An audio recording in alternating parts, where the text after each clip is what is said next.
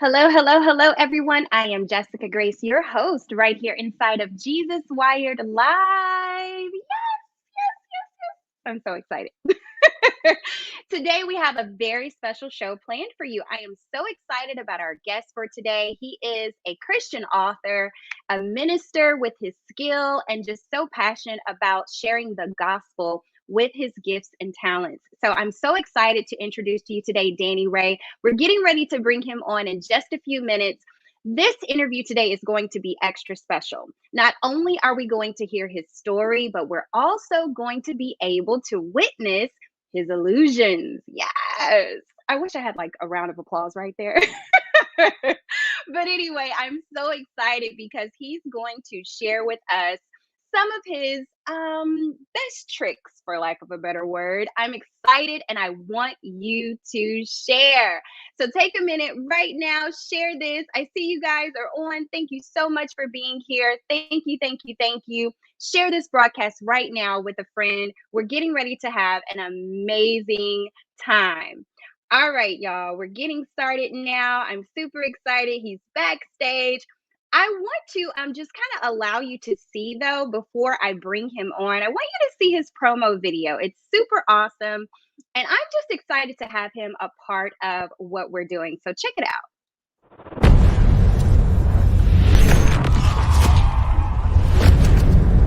What I do is create an incredible experience for people. Magic, laughter, and inspiration. Are you ready to question everything you know about the universe? Danny Ray!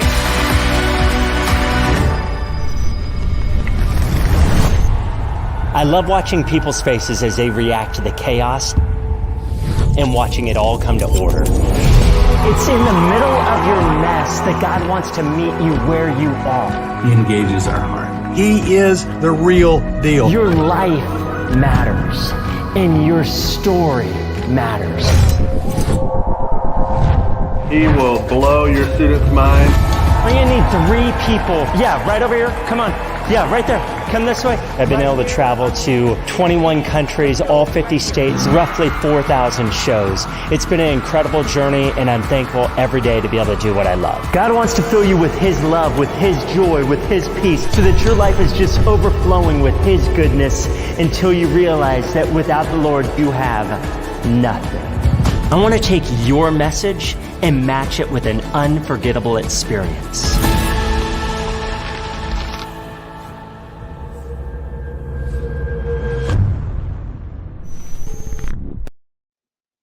I love it. So excited. All right, let's bring Danny on. He's backstage. Danny. Hey, Jessica, thank you for having me on. I'm really glad to be here. I appreciate you for taking the time out of your busy schedule to be with us today. We are so excited. So, before we get into these special illusions that I just can't wait to see, Yeah. tell us, how did you get started into, being a magician, and then how did you phase your skill and your love for being a magician into spreading the gospel of Jesus Christ? Yeah, so at 10 years old, I started working on sleight of hand. And then at 12 years old, I did my first show called Razzle Dazzle. I know, impressive, Razzle Dazzle.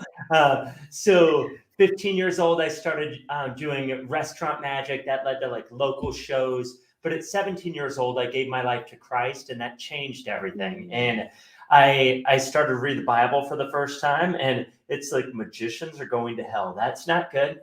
So thankfully, I Wow. had some youth pastors and leadership that just spoke into my life and said what was going on with like sorcery and witchcraft and calling up the dead isn't card tricks. Like that wasn't what they were doing.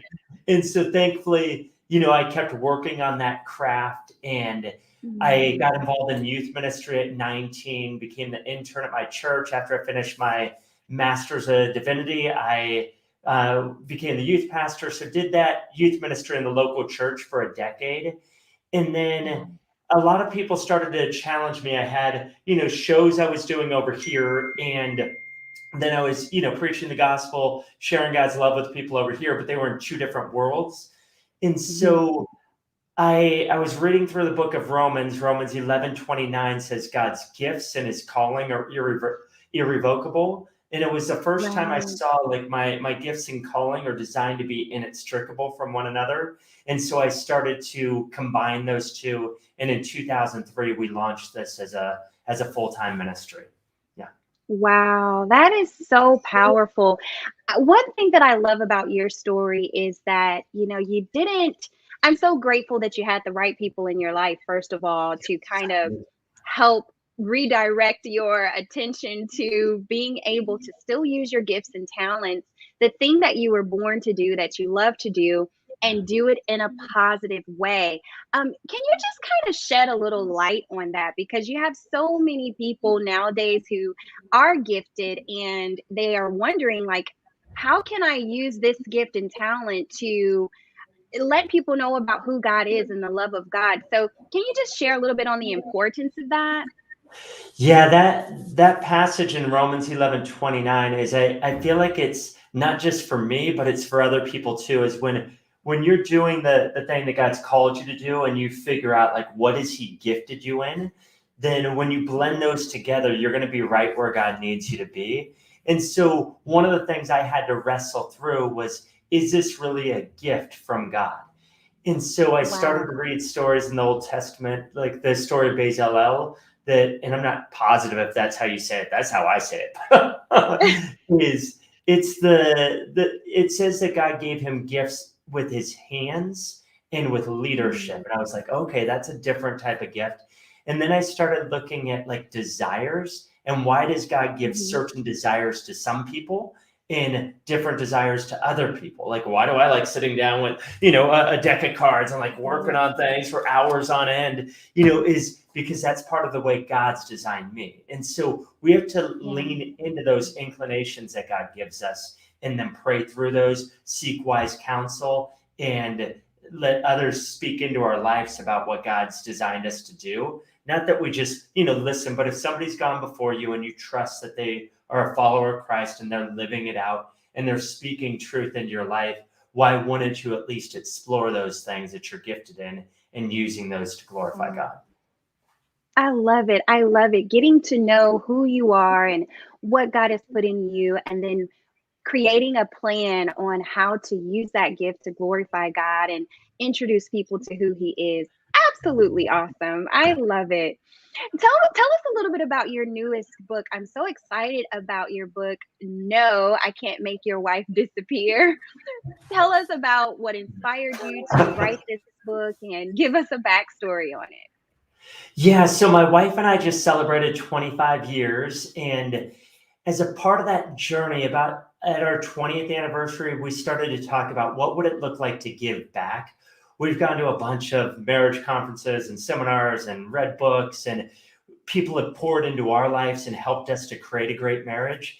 And so we talked about what would it look like to write a book for our 25th. And so in 2019, I really started to gather like all the different ideas and stories and principles and laid those out. And so what I did was I laid out the principles of a magician, so like one is like misdirection, right? Is fake left, go right.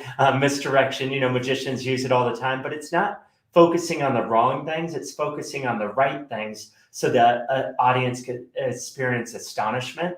In our marriages, when we focus on the right things, the things that God's designed for us, we're going to experience more joy, more peace, more love in that relationship.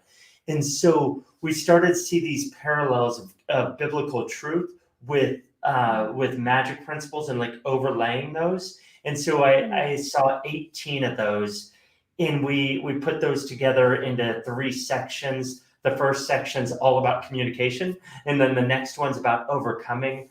My wife and I have had to overcome, when you're married 25 years, a lot of difficult things, from deaths in the family to, Wow. my wife had a miscarriage at 4 months, a little over 4 months.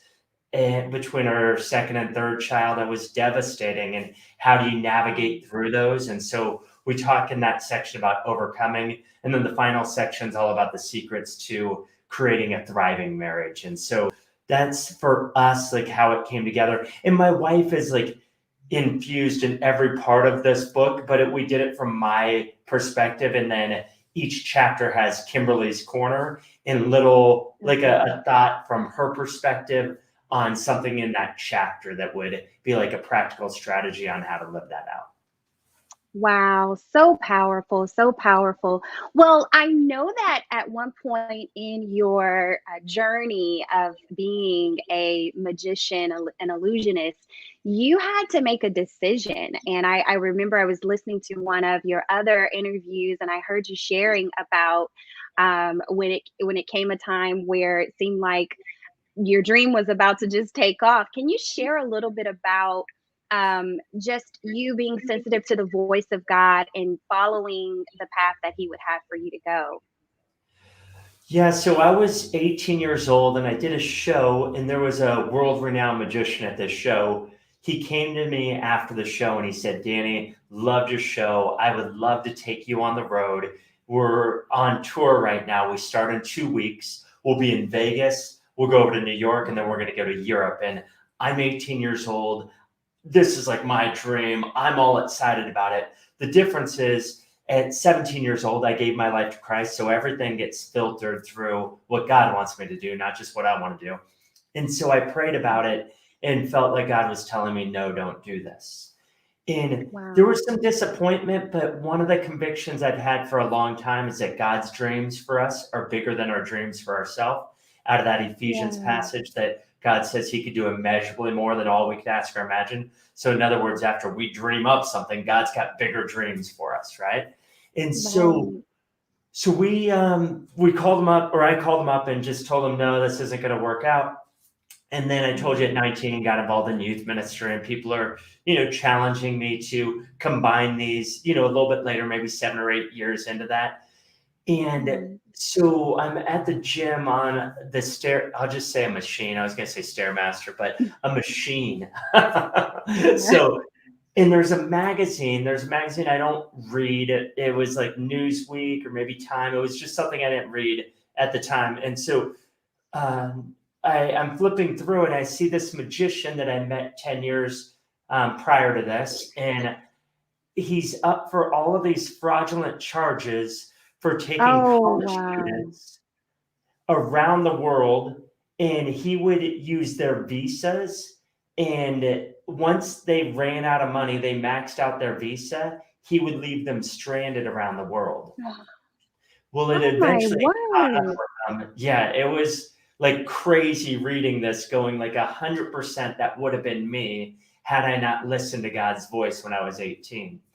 And honestly, like at 18, if God would have gone like, hey, I want to give you your dream right now, this show would have been about me and about like, hey, look at how great my magic is. And, it would have just been like really self-focused.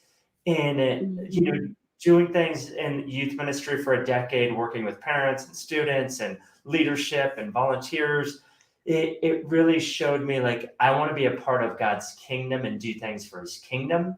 And so when I developed the show, it was really, how do I blend, the best sleight of hand I could do with the best message and blend those together. So it's really fun and interactive, but also has a point to it, not just the fun and the laughter, but in the magic, but the inspiration as well. Wow, so amazing, so amazing. And, I think it's so important nowadays more than ever that we are very sensitive, to the voice of God and His leading and His guidance for our lives. I think many people, especially those who I talk to here on Jesus Wired Live, those who watch us, a lot of them are dreamers. They're aspiring artists, they are artists and they're just trying to take their career to the next level. Can you share a little bit about why you feel is so important nowadays, and even more now than ever, for us to be very sensitive to the voice of God concerning our careers? Yeah, we obviously live in the day of distraction, and there are so many things vying for our attention and trying to pull us in different directions.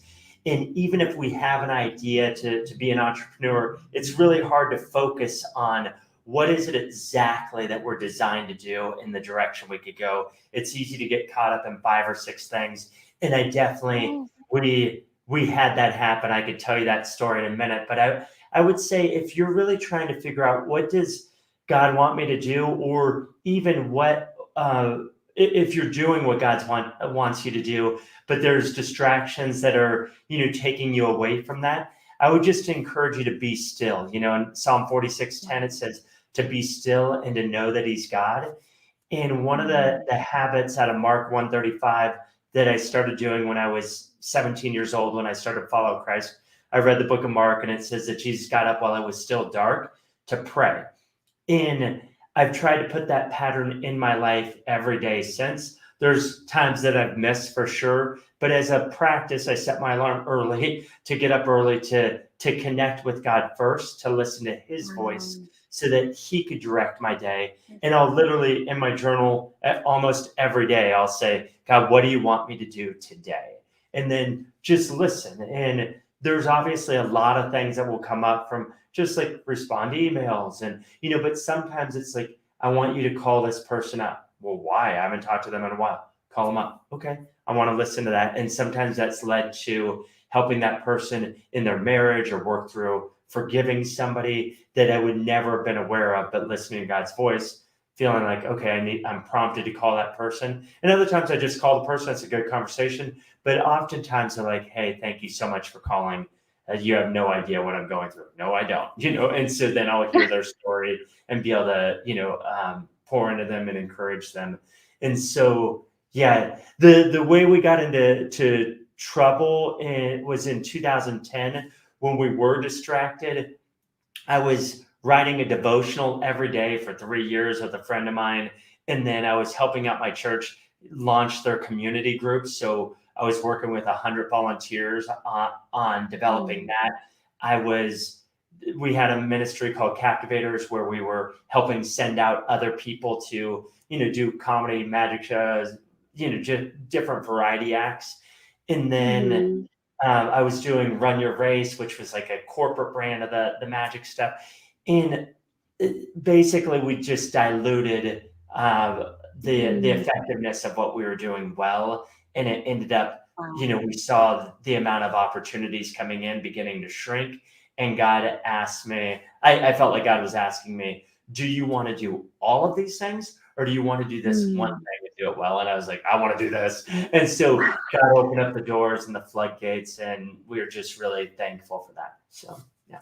That's a powerful statement. And I can attest to that because I feel, I, like other entrepreneurs, I'm multi-gifted. I'm a content creator, hosting, I make products, so many things. And so it's so awesome to hear you say how it's important to hone in and realize, okay, what do you really want to do?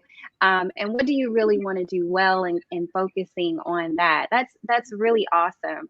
Well, we have some questions here and I want to get to them. Let's see. So Ian, our chief editor, he says, has God ever revealed something to you while you've been working on a trick? Yes, thanks, Ian. Yeah, all the time. So when I'm developing new material, I'm praying for God to speak to me in that process.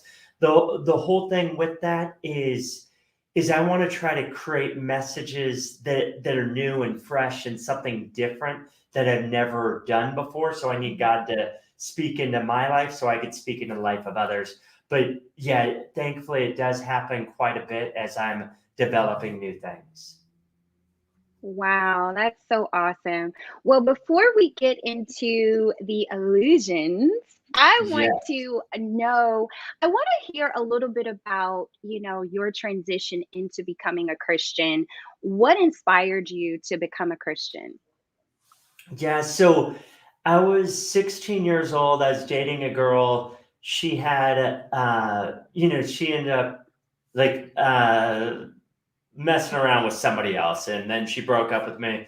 So I'm heartbroken teenager. Not a new story, but when it's your story and you're there, that heartbreak is real, and you feel the pain of that and the sadness of that. And I met a Christian for the first time that I'm aware of that like really talked to me about faith. And Mm. I was sharing like heartbreak with them. And every day during lunch, we would walk around this field. And after he listened to my story, listened to, where I'm at, he would say, you should pray about that. And I remember thinking like every time, like, I'm really glad he's listening and I like his ideas and he's helpful, but what does he mean by prayer? Like, what is that? And so the next day, we'd do the same thing and he'd say, you should pray about that. Well, after like 2 weeks of that, I was like, what do you mean pray? Like, what is that? What are you talking? It seems obvious now, but in my 16-year-old brain, this idea of like, you could just talk to the creator of the entire universe and he wants to hear from you was of a foreign thought. So Yeah. I asked him, like, how do you pray? And he's like, well, let's talk about that. And so we met up with a pastor in San Diego. We actually ditched class to meet up with a pastor. And so we met up with this pastor and we just talked about prayer and what that looks like. And I was really intrigued with like this God who could hear from you. And he speaks to us through his word, through his people. And so he invited me to go to church in San Diego. Miles McPherson was the youth pastor at the time. He leads a church called The Rock in San Diego now, but he was a youth pastor, and every week I would listen and he would do a response to the gospel every week. And I was like, oh, that's cool for other people, but I was still like intrigued. But after listening to him for about 6 months and he was doing the invitation to the gospel, I really felt like God was speaking directly to me. Forget everybody else in the room. You need to respond. And are you going to say yes to me, that you're going to follow me, or you're going to say no? And if you're going to say no, stop coming and, playing this game, and that night I said yes to following him and haven't looked back, and thankful for that decision. It's changed everything for me. Wow, so powerful, so beautiful. Well, I did want to piggyback on this because it was a question that slipped my mind. You were talking about how you set the tone for your day by meeting with God in the morning. How do you physically prepare your mind to get up early? Like, what does it look like for you to set the atmosphere? Do you have a cup of coffee before you just try to sit still? What do you do? Do you turn on music to sit still and hear from the Lord? How does that work for you? Yeah, that's changed over time. Like I know in college when I would do that, I would almost always turn on music, make those, I'd literally be like on my knees and make those songs into prayers. And then I'd, read the word, highlight stuff. Since I was 17, somebody challenged me to journal. Now I have like thousands of journals. I'm like, I don't know what to do with these. So I put about, I don't know, a few hundred of them into our shed in the backyard.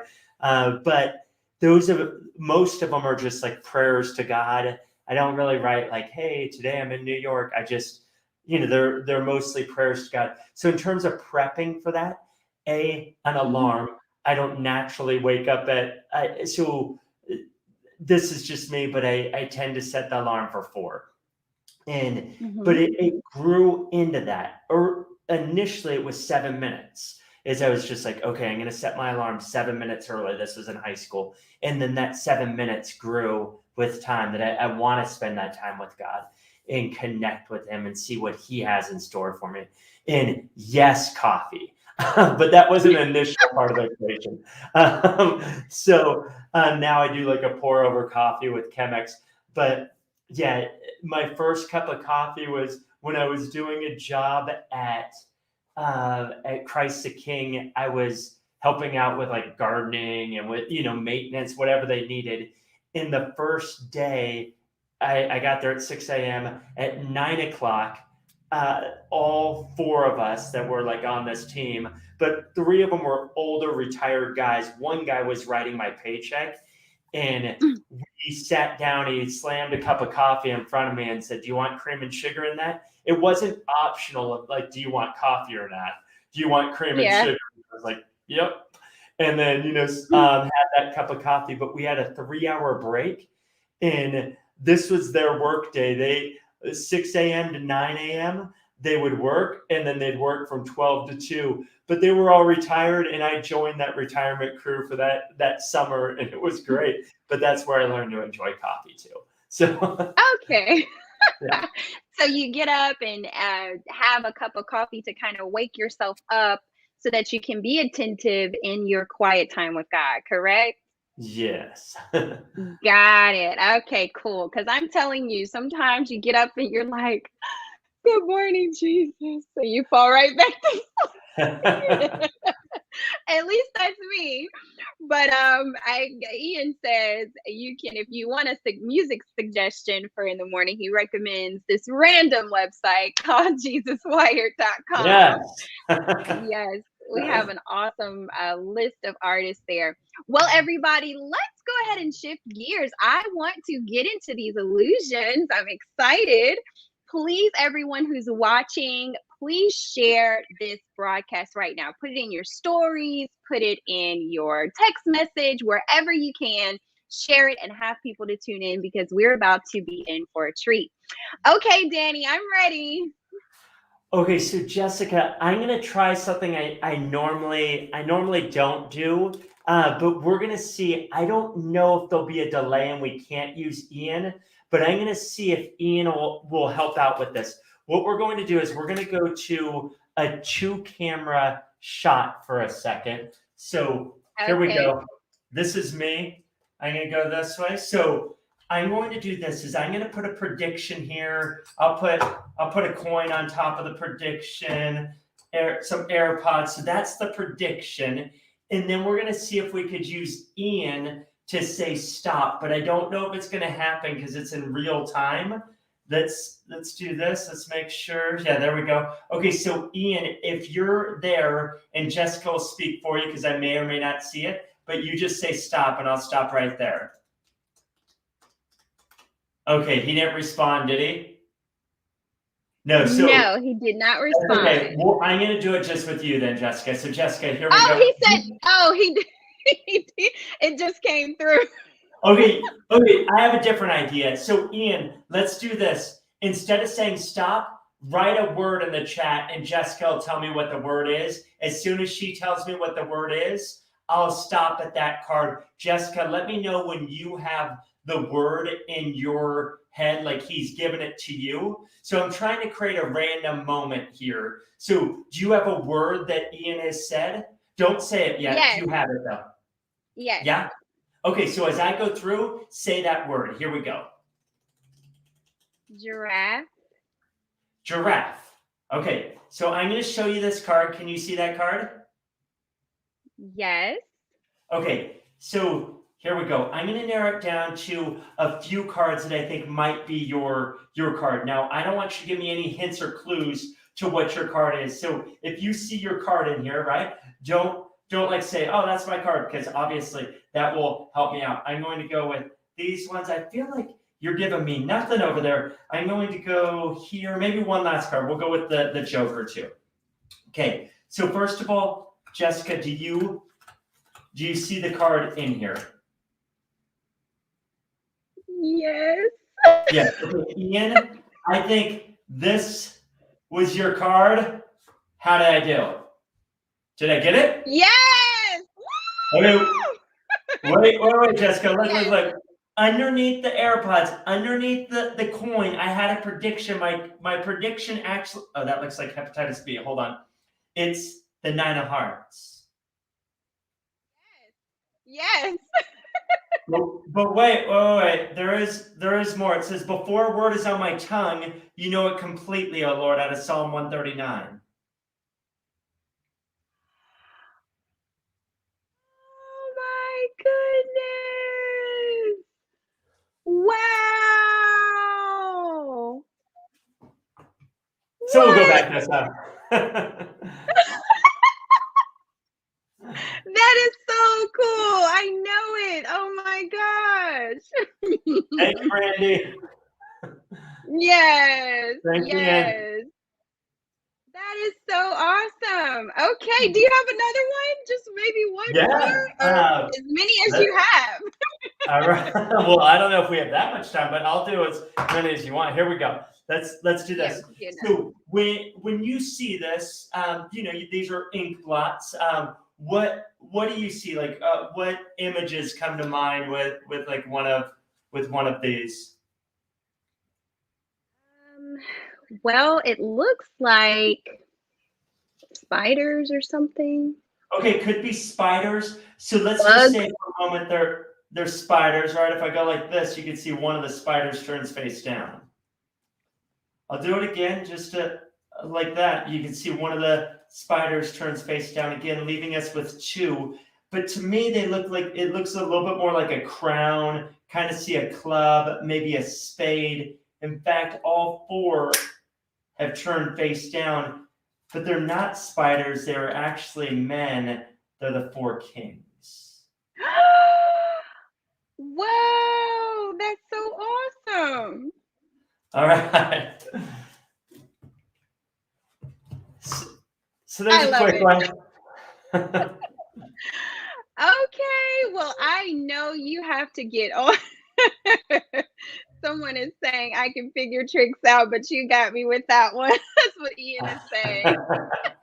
Brandy says, wait a minute now. Okay, well, just one last one, Danny, if you don't mind. I am just excited. I haven't been to a magic show ever. So we need to get you. We need to get you there. Yes. All right. So give us one last one. Let's do this. Is I'm going to do something with two rubber bands, so you can see how I'm trapped in there, right? There's no way to like come through or come around the fingers or the thumbs, right? But watch. There's the first. There's the second. Wow. Here, like I'll try to give you a better view here. I'll go with this camera here. You can see, right? There's no way to come through or come around the fingers or the thumbs, right? But watch. There's the first. There's the second. Wow. Wow. All right. I'm going to be playing with rubber bands tonight. If you were here in person, I'd do it right in your hands. But we'll have to do that next time. I love it. Well, Danny, we want to give you an opportunity. Would you like to share any last words with those who are watching, just to encourage them on their journey? We're going into a brand new year soon. Share some encouraging words with our audience. Yeah, I would, wherever you're at, however you're listening to this or watching this, I would just encourage you is stay close to God. And in John 15:5, some of the last words that Jesus gives are, I am the vine, you are the branches. If a person remains in me and I remain in him or her, they'll bear much fruit. So the key is we've got to connect with Jesus daily, right? We want to go after fruit. We want hope. We want joy. We want success. We want all these things. But the key is connecting with Jesus. So wherever you're at today, just take that step, whatever small step, to go, how can I connect with him today? And you're going to see the effects of that in the days to come. I love it. Thank you. And how can we stay in touch with you, follow you, stay connected? Yeah, so all the stuff's Danny Ray Magic. So TikTok, Danny Ray Magic, or Instagram or Facebook, or the website's DannyRayMagic.com. And my email is Danny@DannyRayMagic.com. If you have questions for me personally, please feel free to reach out and I will answer you personally. And if I could help out in any way, I would love to do that. All right. Thank you so much, Danny. Congratulations on your new book, No, I Can't Make Your Wife Disappear. We will definitely make sure we go and grab a copy. Is it available on all digital outlets as well as in digital online store? Yes, so you could get it at christianbook.com. You could get it at local bookstores. We're beginning to ship those out. We just made a deal this morning with christianbook.com to start to get that distributed at some of the smaller bookstores. We obviously Amazon, and yeah, we want to support local though, and we're really trying to build that way and not just go with the big box stores. So Yeah. Love it. Love it. Well, thank you once again. I so appreciate you today. Thank you, Jessica. Thank you for having me on. It's been a blessing to be on. All right. Thank you so much, everyone, for watching. Make sure you share this video. Go back and watch the replay. Be inspired and share it with someone who could love Danny's testimony and be encouraged by it as well. Thank you for watching, and we'll see you guys again next time on Jesus Wired Live. Take care.